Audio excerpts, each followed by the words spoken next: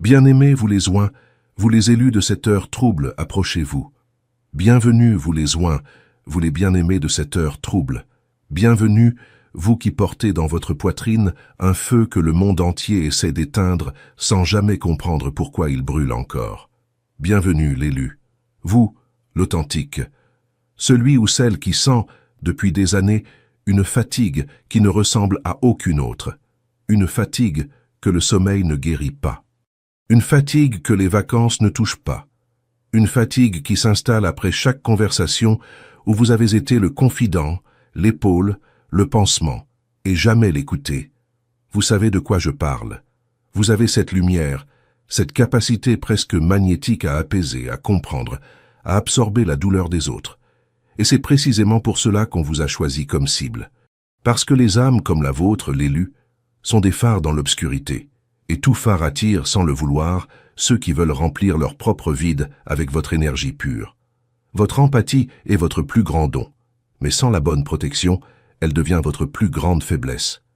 Quelque chose a été tenté sur vous, l'élu, quelque chose qui marche habituellement sur presque tout le monde, quelque chose d'ancien, de silencieux, de méthodique. Et au lieu de vous briser, cette chose s'est dissipée comme une volute de fumée contre une tempête. Et c'est ce résultat-là que personne, absolument personne, n'avait anticipé. Il existe une connaissance que ce monde n'a jamais voulu que vous découvriez. Une connaissance que les systèmes de contrôle préfèrent enfouir dans l'ombre plutôt que de la laisser toucher ceux qu'elle pourrait libérer. Cette connaissance, l'authentique, parle d'une forteresse. Pas une forteresse de pierre, pas une forteresse d'arguments, une forteresse énergétique, absolue, impénétrable, irréductible. On l'appelle dans les cercles où ce type de vérité se transmet encore le protocole obsidienne. Nous y reviendrons. Car aujourd'hui, je veux d'abord vous montrer ce qui s'est réellement joué, ce qui s'est passé en vous sans que vous le nommiez, ce qui a fait que leur système entier s'est effondré autour de vous sans même vous effleurer. Voici ce que presque personne n'ose dire à voix haute. Quand quelqu'un s'attend à ce que votre énergie s'effondre sous la pression, et qu'elle ne s'effondre pas, cette personne ne se contente pas d'être surprise, elle est déstabilisée, profondément. Parce que les systèmes de contrôle, l'élu, reposent sur une chose sacrée, la prévisibilité. Ils ont besoin que vous réagissiez selon le scénario qu'ils ont écrit pour vous. Et le jour où vous ne jouez plus votre rôle dans leur pièce, leur théâtre se vide. Voici un fait brut, l'authentique. Le comportement humain suit des schémas si fiables que des psychologues peuvent prédire, souvent avec une précision glaçante, comment une personne réagira au rejet, à l'isolement, à la critique, au silence punitif. La plupart des gens rétrécissent, la plupart des gens se justifient, la plupart des gens courent chercher de la clarté auprès des mêmes personnes qui fabriquent la confusion. Ce n'est pas de la faiblesse, l'élu, c'est du conditionnement. C'est une programmation installée dès l'enfance, renforcée à l'école, validée par le regard des autres à chaque étape de la vie. Mais avec vous, quelque chose de différent s'est produit. Au lieu d'absorber ce qui vous était projeté, votre présence a commencé à absorber la situation elle-même. Et c'est précisément cela que personne ne vous avait préparé à affronter. Il s'attendait à voir votre confiance vaciller. Il s'attendait à entendre votre voix hésiter. Il s'attendait à sentir votre direction devenir floue. Au lieu de cela, ils ont regardé, médusés, leur stratégie perdre de la force à chaque seconde passée en votre présence. Comme s'ils étaient arrivés avec un script méticuleusement répété, et que votre énergie leur avait simplement répondu avec une politesse souveraine. Mauvais théâtre. Et soyons honnêtes, une seconde, l'authentique. Rien ne déstabilise davantage une personne que de regarder son propre plan se comporter comme du lait tourné. Elle le secoue, elle le retente, elle l'aborde sous un autre angle. Toujours rien, parce que ce sur quoi elle comptait, c'était votre réaction. Ce qu'elle visait, c'était votre structure intérieure. Ce qu'elle escomptait, c'était votre doute. Ce qu'elle a rencontré, c'était votre conscience. Et ce qu'elle convoitait plus que tout, l'élu, c'était un accès direct à votre centre émotionnel. Cet accès, elle l'a cherché partout. Elle ne l'a jamais trouvé comme elle l'espérait. Voyez-vous, quand la pression frappe quelqu'un qui dépend secrètement de l'approbation des autres pour survivre socialement, cela fonctionne instantanément. Sa posture change, sa voix change, ses décisions changent, Sa confiance se met à négocier avec les attentes des autres. Mais quand la pression frappe quelqu'un dont l'identité est ancrée de l'intérieur, quelque chose d'inhabituel se produit. La pression n'atterrit pas, elle se dissout. Et au moment précis où ils ont compris que ce qu'ils vous lançaient ne fonctionnait pas comme cela fonctionne d'habitude, c'est à cet instant que la situation a silencieusement basculé. Parce qu'ils ne vous étudiaient plus. Ils essayaient maintenant de comprendre pourquoi vous ne réagissiez pas comme tout le monde. Et c'est exactement à ce moment-là, l'authentique, qu'ils ont commencé à réaliser qu'ils avaient peut-être tenté la mauvaise personne. Leur première tentative a échoué parce que votre identité n'a jamais été bâtie à partir de leur approbation. La plupart des gens ne réalisent pas à quel point leur personnalité est tranquillement construite à partir des réactions des autres. Les compliments façonnent la confiance. L'acceptation façonne le comportement. L'appartenance façonne les décisions. Alors, quand quelqu'un retire son approbation, quand quelqu'un répand le doute, quand quelqu'un commence à vous traiter différemment, le sens de soi commence à trembler sans même comprendre pourquoi. C'est la pression invisible à laquelle la plupart des gens répondent. Mais avec vous, quelque chose de différent s'est joué. Quand ils ont essayé d'ajuster la façon dont les autres vous percevaient, quand ils ont tenté de modifier votre réputation, votre assurance, votre place dans l'environnement, ils s'attendaient à ce que votre direction change. Ils s'attendaient à de l'hésitation. Ils s'attendaient à vous voir vous justifier plus que d'habitude. Ils s'attendaient à vous voir quémander de la clarté auprès de personnes qui n'avaient jamais prévu d'en donner. Au lieu de cela, vous êtes resté stable. Et cela les a déstabilisés plus que tout ce qu'ils avaient essayé. Parce que leur stratégie ne fonctionne que lorsque quelqu'un dépend de l'approbation extérieure pour se sentir en sécurité. Elle ne fonctionne que lorsqu'une personne a besoin de la permission des autres pour se sentir légitime. Au moment où ils ont compris que votre identité n'était pas construite à partir de leurs opinions, leur influence a perdu sa prise. C'est à cet instant que la pression s'est silencieusement retournée contre eux. Ils ne pouvaient plus vous prédire. Ils ne pouvaient plus orienter vos réactions. Ils ne pouvaient plus contrôler le récit comme ils l'avaient planifié. Et quand quelqu'un ne peut plus contrôler le récit, il commence à perdre sa propre position à l'intérieur de celui-ci. Ce qui les a véritablement déstabilisés, l'élu, c'est ceci. Vous ne vous êtes pas effondré lorsque l'environnement a basculé autour de vous. Vous n'avez pas paniqué quand le soutien semblait incertain. Vous ne vous êtes pas précipité pour réparer des relations qui, dans l'ombre, travaillaient déjà contre vous. Vous êtes resté exactement là où vous étiez déjà. Et cela leur a dit quelque chose qu'ils n'étaient pas prêts à accepter. Cela leur a dit que votre confiance n'était pas empruntée, que votre direction ne vous avait pas été assignée, que votre identité existait avant même qu'ils ne tentent d'interférer avec elle.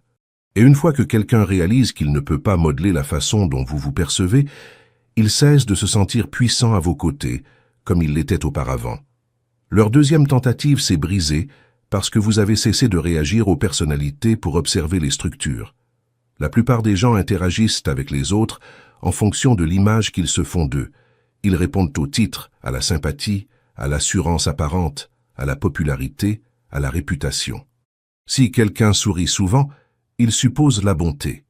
Si quelqu'un parle fort, il suppose l'autorité. Si quelqu'un s'excuse, il suppose la sincérité. La vie semble plus simple comme ça, mais cela rend aussi les gens plus faciles à manipuler. Vous, l'authentique, vous n'avez pas joué selon ces règles. Au lieu de réagir aux personnalités, vous avez commencé à remarquer les schémas. Vous avez prêté attention au timing. Vous avez remarqué quand le soutien n'apparaissait que lorsqu'on observait. Vous avez remarqué quand les conversations changeaient de ton selon la présence ou l'absence de certains. Vous avez remarqué les promesses qui sonnaient fortes sur le moment, mais qui s'évaporaient silencieusement par la suite. Vous avez remarqué quand quelqu'un créait d'abord la confusion, puis se présentait comme la solution. Ce type de conscience change absolument tout, parce que la manipulation survit grâce à la performance, jamais grâce à la cohérence. Elle a besoin que les gens restent concentrés sur l'apparence des choses, jamais sur leur répétition. Dès qu'une personne commence à suivre la répétition au lieu de l'apparence, la stratégie entière commence à se désagréger. Ils s'attendaient à ce que vous réagissiez émotionnellement à ce qui se passait sous vos yeux. Au lieu de cela, vous avez commencé à relier ce qui se passait maintenant à ce qui s'était déjà passé auparavant. Cela a rendu leurs mouvements bien plus faciles à lire pour vous, bien avant qu'ils ne terminent de les exécuter. Et dès qu'une personne réalise que vous pouvez percevoir le schéma derrière son comportement, elle cesse de se sentir à l'aise en votre présence. Non pas parce que vous avez dit quoi que ce soit de fort, non pas parce que vous l'avez exposé publiquement, mais parce qu'elle a compris, l'élu, que quelque chose avait changé dans le silence. Elle a compris qu'elle ne pouvait plus réinitialiser votre mémoire avec une conversation amicale, qu'elle ne pouvait plus remplacer la confusion par de rapides explications, qu'elle ne pouvait plus déplacer les événements en s'attendant à ce que vous ne remarquiez pas le timing. Vous ne réagissiez plus, vous observiez. Et au moment où quelqu'un réalise que vous observez la structure au lieu de la performance, son influence perd son pouvoir d'une manière qu'elle ne peut pas facilement réparer. Leur troisième tentative, l'intimidation, a fini par révéler à quel point leur pouvoir dépendait du contrôle de vos réactions. La plupart des gens ne voient pas l'intimidation pour ce qu'elle est réellement. Ce n'est pas simplement de la colère, du bruit ou de la pression. C'est presque toujours un test. Un test pour voir si votre comportement peut être ajusté. Un test pour voir si votre état émotionnel peut être modifié sur commande. Un test pour voir si votre confiance peut être interrompue simplement parce que quelqu'un élève l'intensité autour de vous. C'est ce qu'ils s'attendaient à voir avec vous, l'élu. Ils ont augmenté la pression de différentes manières, ils ont déplacé le ton, ils ont modifié l'énergie autour de vous. Ils ont tenté de rendre les situations plus lourdes qu'elles ne l'étaient réellement. L'objectif était simple, vous pousser à réagir d'une manière prévisible afin qu'ils puissent reprendre le contrôle sur votre manière de bouger, de parler, de répondre. Mais quelque chose d'inattendu s'est produit. Vous n'avez pas épousé l'énergie qu'ils essayaient de vous soutirer. Vous n'avez pas escaladé quand ils escaladaient. Vous ne vous êtes pas rétréci quand ils tentaient de dominer le moment. Vous ne vous êtes pas précipité pour vous défendre de la manière émotionnelle à laquelle ils s'étaient préparés. Au lieu de cela, vous êtes resté maîtrisé d'une manière qui ne leur donnait strictement rien sur quoi s'appuyer. Et cela a créé un véritable problème pour eux, l'élu.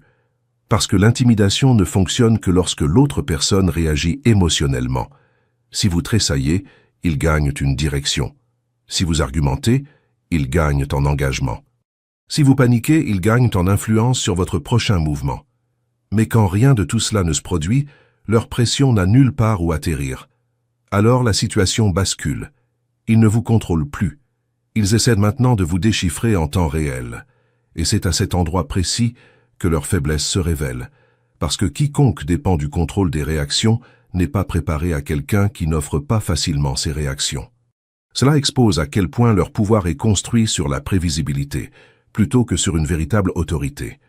Ce qui les a le plus déstabilisés, ce n'est pas que vous les ayez résistés bruyamment, mais que vous ne leur avez accordé aucun accès émotionnel, pas d'effondrement visible, pas de défense précipitée, pas de réaction confuse qu'ils auraient pu transformer en avantage, juste de la stabilité. Et dans ce type de situation, l'authentique, c'est celui qui tente d'intimider, qui commence lentement à perdre confiance, parce que sa méthode habituelle cesse de produire des résultats. C'est ici, l'élu, que je dois vous parler d'une chose que peu de voix osent nommer. Il existe ce que l'on pourrait appeler un protocole, un manuel de survie pour les âmes comme la vôtre. On l'appelle le protocole obsidienne. Ce n'est pas un concept abstrait.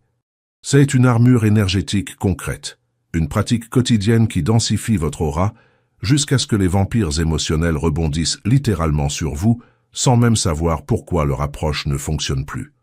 Cette armure, l'authentique, est impénétrable. Pas parce qu'elle bloque tout, mais parce qu'elle absorbe la négativité sans jamais se briser. Comme la pierre d'obsidienne elle-même, noire, dense, ancienne.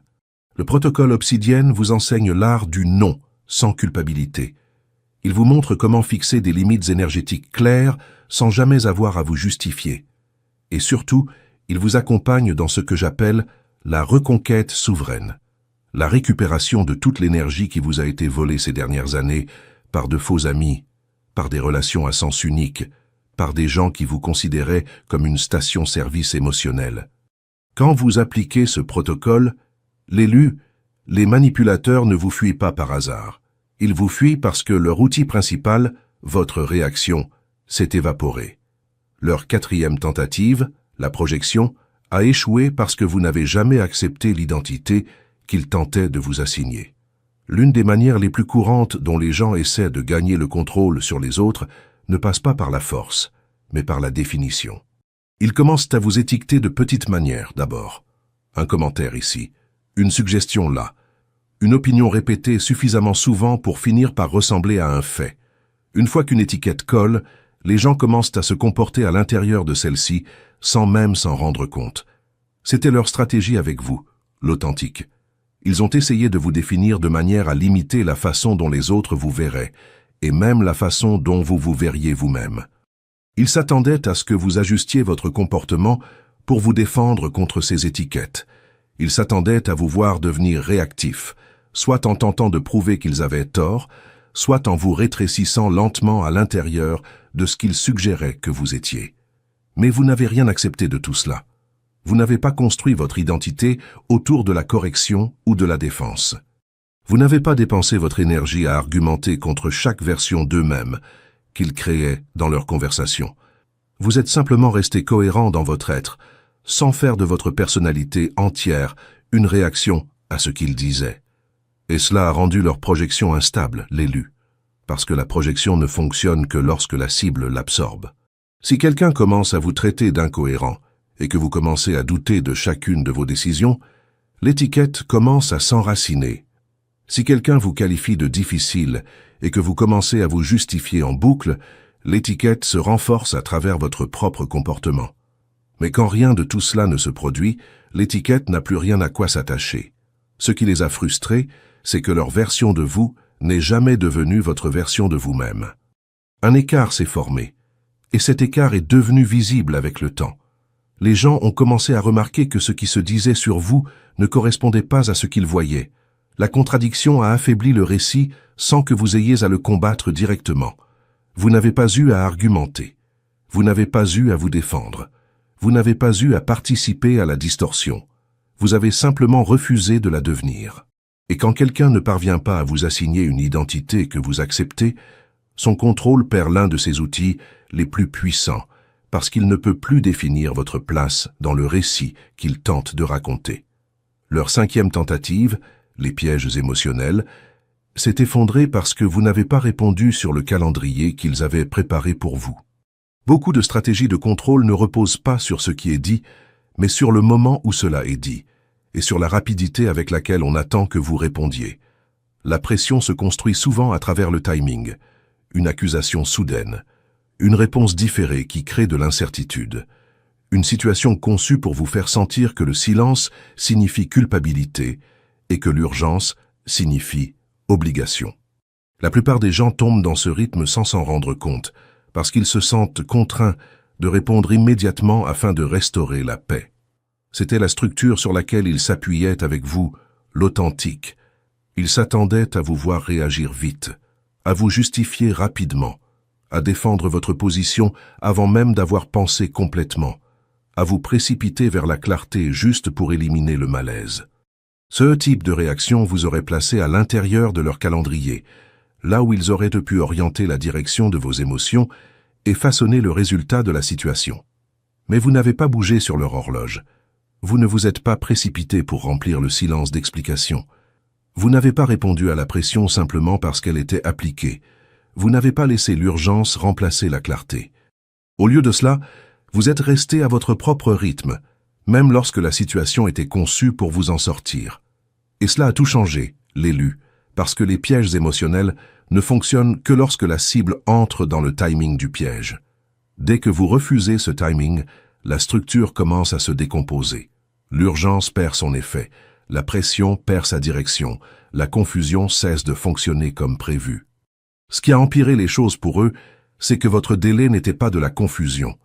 Ce n'était pas de l'évitement. Ce n'était pas de la peur. C'était du contrôle. Vous pensiez avant de répondre, au lieu de réagir en pensant. Cette différence est minuscule en apparence, mais massive en résultat.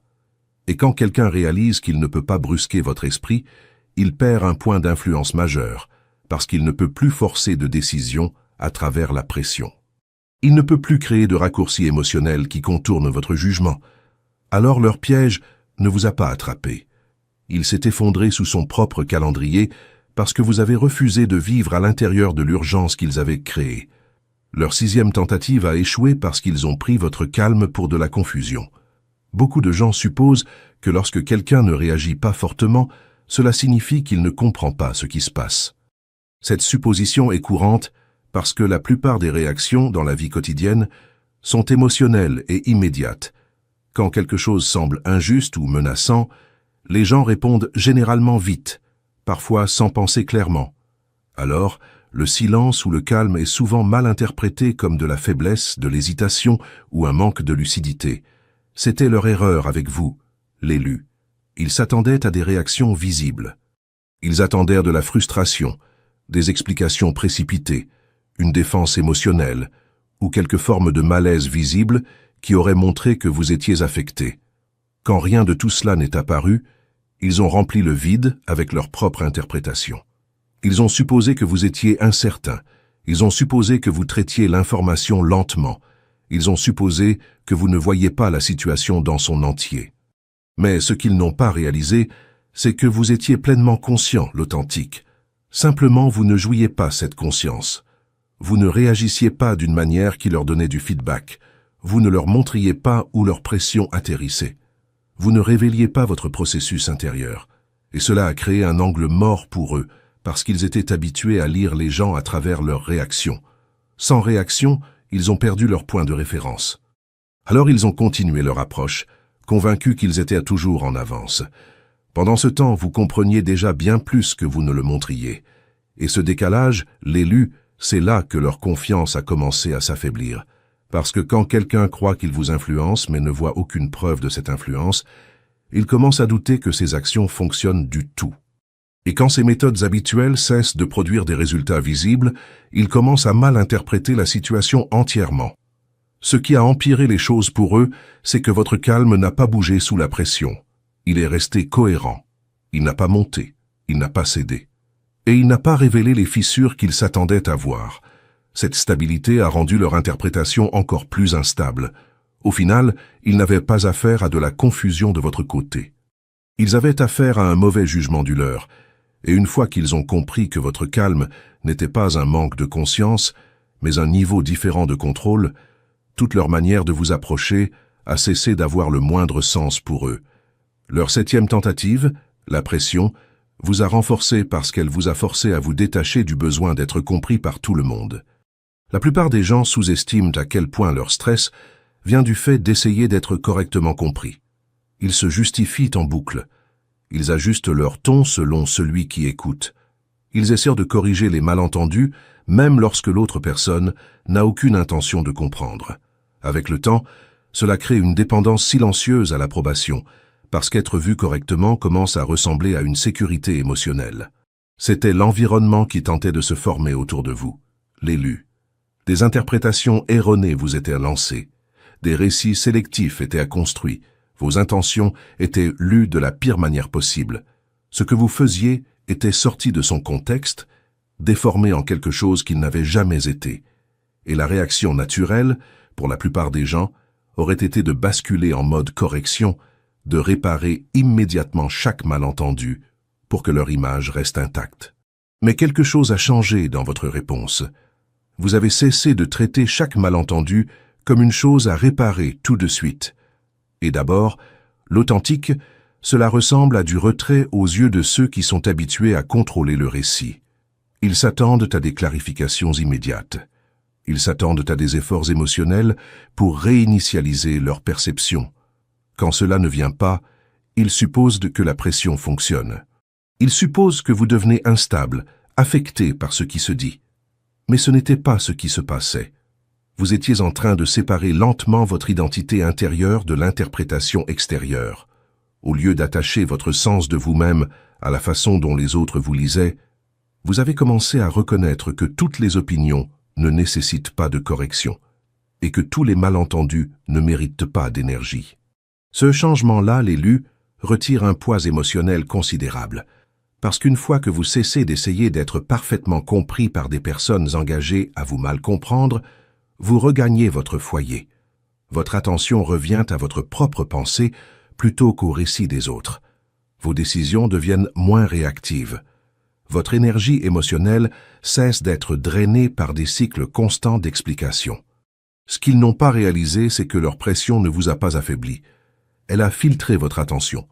Elle vous a forcé à voir qui, réellement, méritait une explication et qui ne la méritait pas. Et ce faisant, elle a retiré une couche de dépendance émotionnelle dont la plupart des gens ne se libèrent jamais complètement. Le besoin d'être correctement interprété par chacun autour de vous. Leur 8e tentative, la confusion, a échoué parce que vous avez commencé à reconnaître la répétition au lieu de réagir à la disruption. La confusion ne fonctionne que lorsque chaque moment semble nouveau et imprévisible. Elle s'appuie sur le fait de maintenir quelqu'un émotionnellement déséquilibré pour qu'il ne puisse pas prendre du recul et voir la structure sous ce qui se passe. Quand chaque situation semble séparée, le cerveau la traite comme un événement isolé.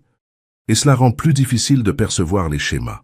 C'est là que la plupart des gens se font piéger parce qu'ils réagissent à chaque moment comme si c'était la première fois que cela arrivait. Mais vous, l'authentique, vous n'êtes pas resté à cet endroit. À un certain moment, vous avez commencé à remarquer que certains comportements continuaient de se répéter. Les mêmes types de conversations revenaient sous différents prétextes. Les mêmes basculements émotionnels apparaissaient après des déclencheurs précis. Les mêmes schémas de blâme, de retrait, d'attention, de retour continuaient de cycler d'une manière qui devenait de plus en plus facile à reconnaître. Une fois que la répétition devient visible, la confusion commence à perdre son tranchant, parce que la confusion dépend de la nouveauté. Mais les schémas retirent la nouveauté complètement. Ce qui semblait être un comportement aléatoire a commencé à ressembler à un système qui se répétait. Ce qui semblait être du chaos émotionnel a commencé à ressembler à une structure. Et une fois que vous voyez un système, l'élu, vous cessez de réagir à chaque moment comme s'il était nouveau. Vous commencez à reculer mentalement, même si vous êtes encore physiquement présent dans la situation. Et ce changement-là bouleverse tout. Il s'attendait à ce que chaque perturbation vous entraîne dans des réactions émotionnelles. Il s'attendait à ce que vous répondiez différemment à chaque fois en vous basant sur les détails de surface de chaque situation. Mais au lieu de cela, vos réponses sont devenues plus mesurées, parce que vous ne traitiez plus chaque événement comme isolé. Vous les reliez mentalement, même sans en parler. C'est à ce moment-là que leur approche a commencé à perdre en efficacité, parce que la confusion ne tient son pouvoir que lorsqu'elle semble imprévisible. Une fois que la prévisibilité entre en scène, l'impact émotionnel s'affaiblit. Vous cessez de vous faire aspirer par l'urgence de chaque moment et vous commencez à percevoir le schéma plus large qui se forme en dessous. Et quand quelqu'un cesse de réagir au bruit et commence à reconnaître la structure, la confusion n'atterrit plus de la même manière. Elle devient quelque chose de familier. Et les choses familières cessent d'avoir le pouvoir de vous déstabiliser. Leur 9e tentative, l'hostilité cachée, a révélé à quel point ils étaient sensibles à votre présence avant même que vous ne parliez. Toute réaction à une personne ne vient pas nécessairement de quelque chose qu'elle a dit ou fait. Parfois, les gens réagissent fortement simplement à cause de ce que quelqu'un représente dans un espace. Cela peut être une confiance qui n'a pas besoin d'approbation, un calme qui ne cherche pas l'attention, une cohérence qui ne s'ajuste pas pour s'aligner sur l'environnement. Ces qualités peuvent créer un inconfort chez les gens qui s'appuient sur le contrôle, même quand rien de direct ne s'est encore produit. C'était la situation autour de vous, l'élu. Avant tout conflit clair, avant toute confrontation ouverte, il y avait déjà des réactions qui se formaient, des tensions subtiles, de légers changements de ton, une résistance tranquille qui n'avait pas toujours de raison claire attachée. Cela ne venait pas de vos actions au sens évident. Cela venait de votre présence en train de perturber les attentes auxquelles les gens étaient habitués à fonctionner. Ce qui a empiré les choses pour eux, c'est que vous n'essayiez de dominer quoi que ce soit. Vous ne luttiez pas pour l'attention. Vous ne forciez pas votre chemin dans les espaces. Vous existiez simplement d'une manière qui ne s'ajustait pas pour rendre les autres plus à l'aise lorsqu'ils s'y attendaient. Et ce type de stabilité peut déstabiliser les gens qui dépendent du contrôle émotionnel dans leurs relations ou dans leurs environnements. Parce que si quelqu'un est habitué à influencer les autres à travers une pression subtile, il commence à remarquer quand cette pression ne produit pas le basculement habituel dans le comportement. Alors, au lieu d'un engagement direct, vous avez commencé à rencontrer une résistance indirecte de petites exclusions, des rejets silencieux, des changements soudains de ton, des basculements d'attitude qui semblaient apparaître sans explication claire. En surface, cela paraissait dispersé. Mais en dessous, c'était une réponse à quelque chose qu'il ne pouvait pas facilement influencer. Et le point important, l'authentique, c'est ceci. Rien de tout cela n'a exigé que vous agissiez d'une certaine manière pour commencer. Cela a été déclenché simplement parce que votre présence refusait de plier pour s'aligner sur leurs attentes. C'est cela qui a exposé leur sensibilité, parce que cela a montré que votre existence dans cet espace n'avait pas besoin d'être bruyante pour créer un impact. Elle n'avait pas besoin d'être agressive pour être ressentie. Et elle n'avait pas besoin de permission pour être remarquée. Et quand les gens réalisent que quelqu'un affecte l'atmosphère sans essayer de la contrôler, leurs réactions cachées révèlent souvent plus d'elles-mêmes que de la personne à laquelle elles réagissent. Leur 10e tentative, vous faire taire, a échoué parce que votre influence ne venait pas du volume. La plupart des gens supposent que l'influence est liée à la fréquence avec laquelle quelqu'un parle, à la force avec laquelle il se défend, ou à la dureté avec laquelle il exprime ses opinions. Dans les environnements quotidiens, la voix la plus forte est souvent confondue avec la présence la plus puissante. Alors quand des gens veulent contrôler une situation, ils tentent d'interrompre la parole, de réduire la visibilité, ou de créer suffisamment de bruit autour de quelqu'un pour que sa voix semble moins importante. C'était leur attente avec vous, l'élu.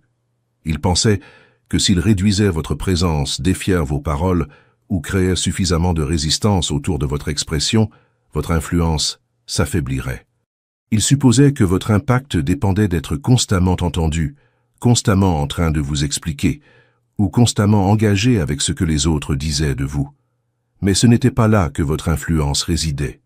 Votre impact n'était pas construit sur la parole constante.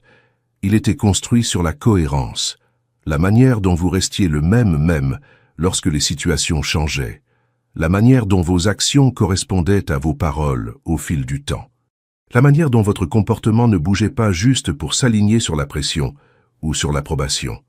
Et ce type d'influence-là, l'authentique, ne dépend pas du volume, il dépend de la stabilité. Alors quand ils ont essayé de vous faire taire, rien d'essentiel n'a disparu. Vous n'avez pas perdu votre direction. Vous n'avez pas perdu votre clarté intérieure. Vous n'avez pas perdu la capacité d'opérer de la même manière, même lorsque les autres essayaient de déformer la perception autour de vous. Et cela a rendu leurs efforts moins efficaces qu'ils ne l'escomptaient, parce qu'il n'y avait rien de fragile dans votre présence qui dépendait d'un renforcement verbal constant. Ce qu'ils n'ont pas compris, c'est que le silence ne retire pas l'influence, quand l'influence est construite sur des schémas que les gens peuvent observer au fil du temps. Même sans communication constante, la cohérence crée de la reconnaissance. Les gens remarquent un comportement qui ne bouge pas sous la pression. Ils remarquent des décisions qui restent alignées à travers différentes situations. Et cette reconnaissance se propage sans effort. Alors, au lieu de réduire votre présence, leurs tentatives pour vous faire taire ont exposé un autre type de force. Une force qui ne repose pas sur le fait de parler plus fort, mais sur le fait d'être suffisamment stable pour que les mots ne soient plus nécessaires pour valider votre position. Et une fois que les gens réalisent que votre influence ne dépend pas du bruit, les tentatives pour vous faire taire perdent leur raison d'être initiale, parce qu'il n'y avait rien d'assez fragile dans votre expression pour se briser en premier lieu. Leur 11e tentative, l'isolement, a révélé combien de personnes regardaient en silence. L'isolement est souvent utilisé comme méthode de contrôle, parce qu'il crée l'illusion que quelqu'un est seul dans ce qu'il vit. Quand le soutien semble distant ou absent, les gens tendent à douter de leur propre interprétation des événements, et ce doute devient utile pour quiconque essaie de façonner la perception, parce qu'une personne qui se sent seule est plus susceptible de se questionner elle-même que de questionner l'environnement autour d'elle. C'était leur attente avec vous, l'authentique. Ils supposaient que la distance affaiblirait votre position. Ils supposaient qu'un soutien réduit, des interactions plus silencieuses ou une exclusion sélective finirait par vous rendre incertain de ce que vous voyiez ou ressentiez. En surface, l'élu, cela pouvait ressembler à une stratégie qui fonctionnait, parce que tout le monde ne s'exprime pas ouvertement dans ce type de situation. Le silence des autres peut être mal interprété comme de l'approbation ou de l'indifférence, mais ce qu'ils n'ont pas vu, c'est l'image complète de l'attention. Toute observation n'est pas visible, Certaines personnes observent les situations sans y entrer directement. Elles traitent l'information silencieusement. Elles observent les schémas avant de former leurs opinions. Elles attendent de voir la cohérence avant de choisir leur camp. Alors, pendant qu'il pouvait sembler que vous étiez isolé, l'authentique, l'environnement était en réalité bien plus conscient qu'il n'y paraissait en surface. Et avec le temps, cette conscience silencieuse commence à s'accumuler. Les gens commencent à comparer ce qu'ils observent avec ce qu'on leur dit. Ils remarquent les écarts entre le comportement et le récit. Ils remarquent le timing, les réactions, les incohérences qui ne s'alignent pas parfaitement avec l'histoire qu'on pousse. Même sans parler, l'observation crée des conclusions internes. Et c'est là que le basculement commence, parce que l'isolement perd son pouvoir quand la conscience est distribuée plutôt que concentrée. Si une seule personne regarde, la distorsion est plus facile. Mais quand plusieurs personnes observent silencieusement la même situation, le récit devient plus difficile à contrôler sans que la contradiction ne se forme quelque part. Ce qui a changé la situation, ce n'était pas une défense bruyante ni une confrontation. C'était le fait que votre expérience ne se déroulait pas dans l'obscurité totale. Même lorsque le soutien n'était pas ouvertement exprimé, l'attention existait en arrière-plan. Et cette présence-là a affaibli l'idée que vous étiez invisible ou non soutenu. Alors leur tentative n'a pas créé d'isolement dans la réalité. Elle n'a créé que du silence à la surface pendant que l'observation continuait en dessous. Et c'est cette différence-là, l'élu, qui a fini par remodeler la façon dont la situation a été comprise par les autres au fil du temps. Leur 12e tentative, affaiblir votre confiance, a accidentellement révélé votre endurance émotionnelle. La plupart des gens ne découvrent leurs limites que lorsque la pression reste sur eux suffisamment longtemps pour exposer ce qui se brise en premier. La confiance, dans bien des cas, n'est pas testée dans des situations calmes. Elle est testée lorsque les choses sont remises en question de manière répétée, lorsque les décisions sont doutées, lorsque les actions sont mal lues et lorsque la cohérence rencontre de la résistance plutôt que de la compréhension. C'était la pression autour de vous, l'authentique. Au lieu d'un défi clair, elle est venue en moments répétés, en petites perturbations, en doutes subtils plantés discrètement, en situations qui questionnaient votre jugement sans vous attaquer ouvertement. Avec le temps, cela crée une atmosphère où quelqu'un est censé perdre lentement sa clarté sur lui-même, même si rien de dramatique ne se passe en un seul moment. Mais quelque chose de différent a commencé à transparaître dans votre réponse, l'élu. Vous n'avez pas montré d'effondrement visible sous la pression répétée.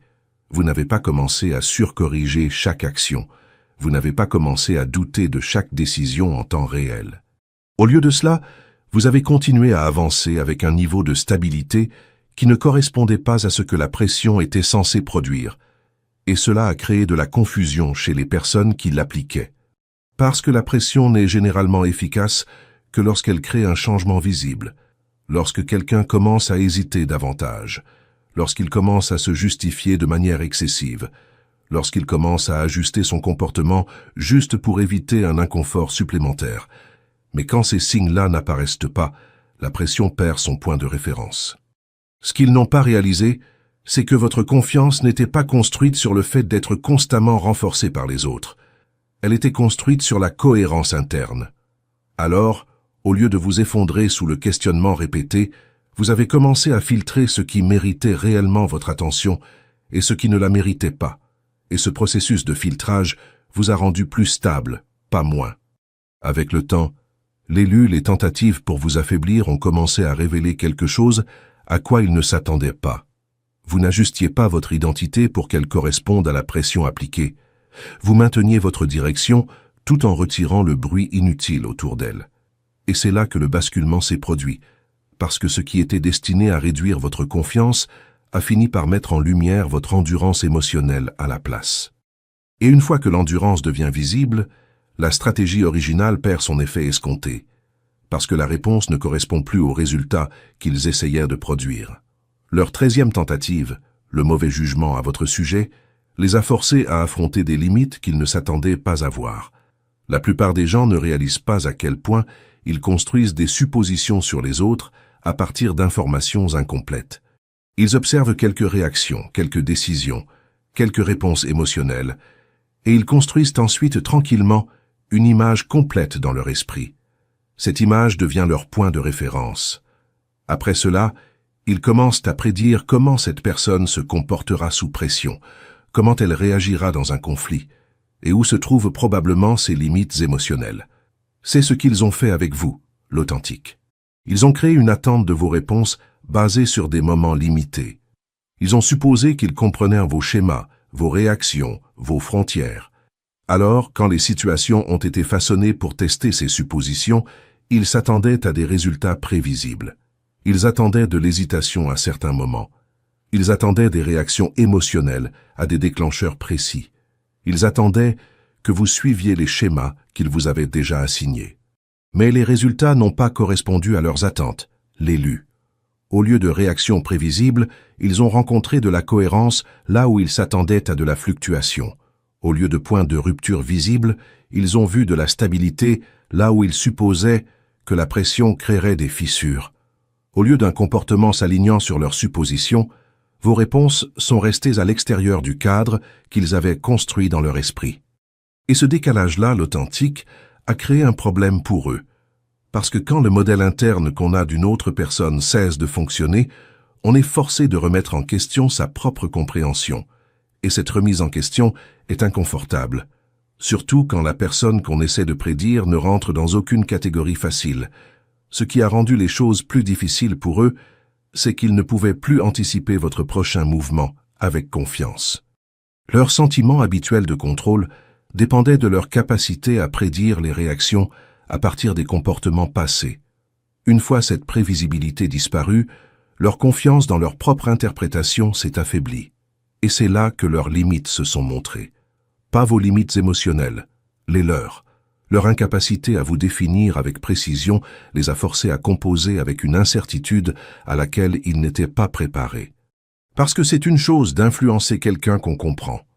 C'est tout à fait autre chose d'essayer de contrôler une situation où votre compréhension n'est plus fiable. Au final, l'élu, leur mauvais jugement, n'a pas exposé de faiblesse en vous. Il a exposé les frontières de leur propre perception. Leur 14e tentative, leur attaque, n'a pas affaibli votre présence, elle l'a clarifiée. La plupart des gens supposent que la pression produit toujours des dégâts.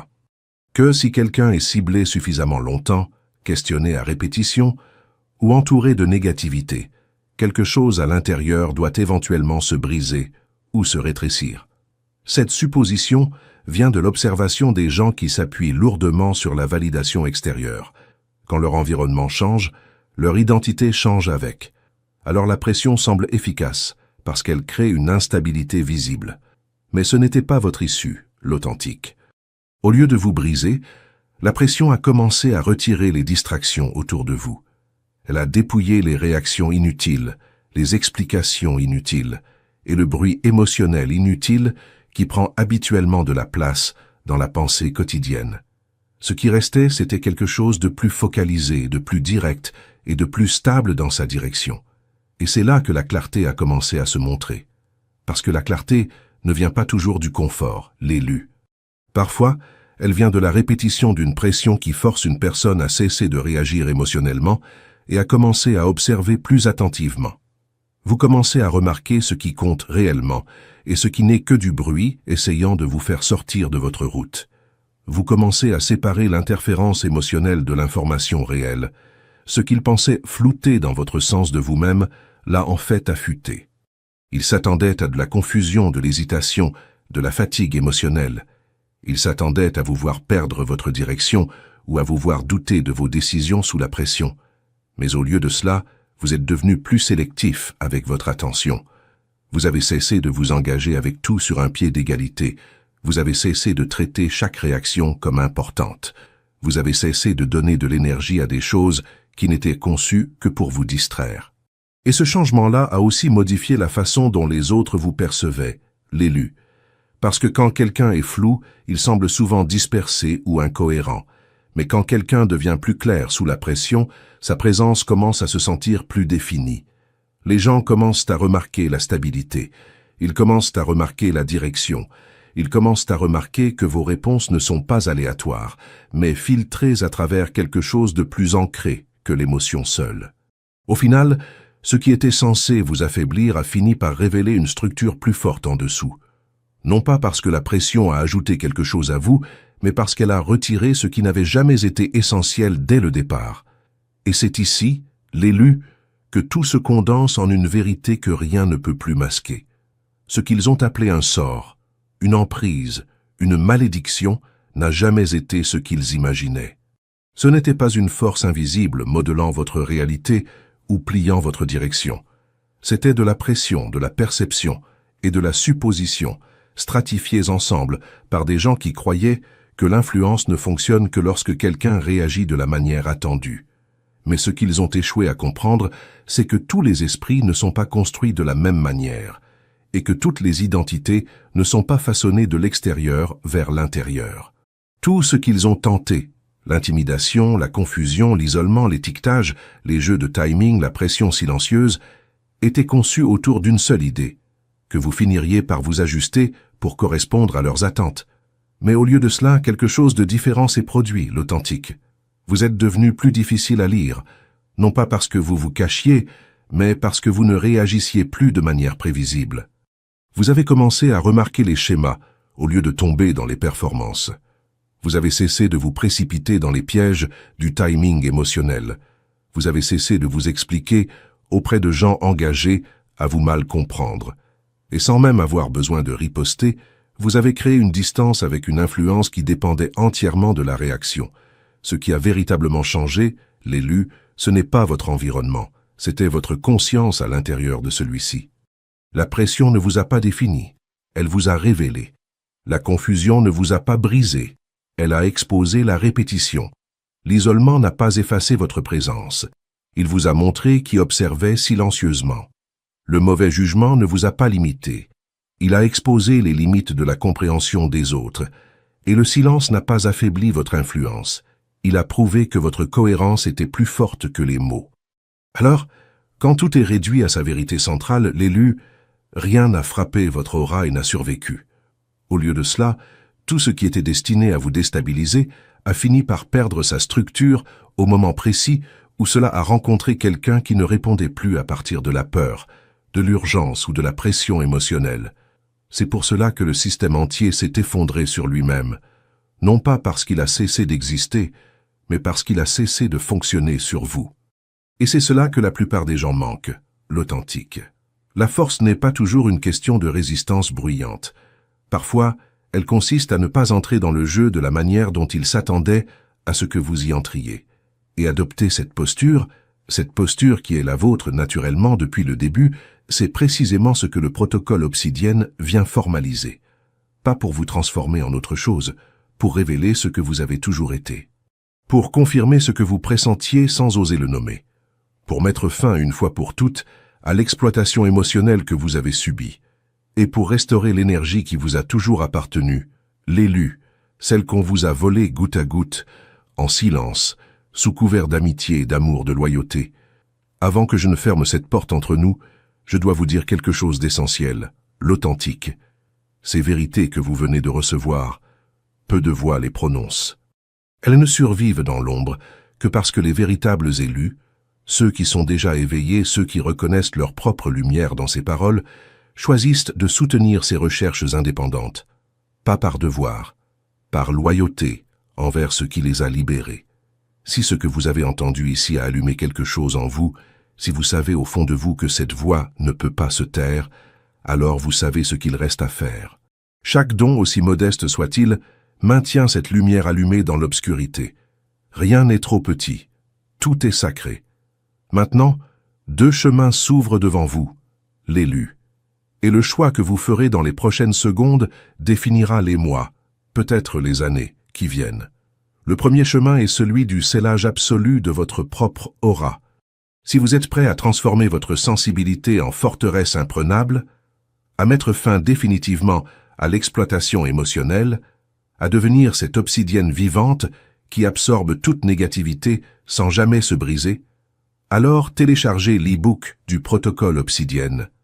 Le second chemin est celui du soutien dans l'ombre, permettre à cette voix de continuer à parler dans un monde qui préfère le silence, protéger ces enquêtes que personne d'autre ne mène. Les deux chemins vous attendent, l'authentique. Tous les deux sont sacrés. Tous les deux sont nécessaires. Le commentaire épinglé, juste sous cette vidéo, vous y conduit. Choisissez maintenant. L'élu ne tarde pas. L'élu agit. Que la lumière qui vous a trouvé ici ne vous quitte jamais. Et que jamais, au grand jamais, vous n'oubliez ce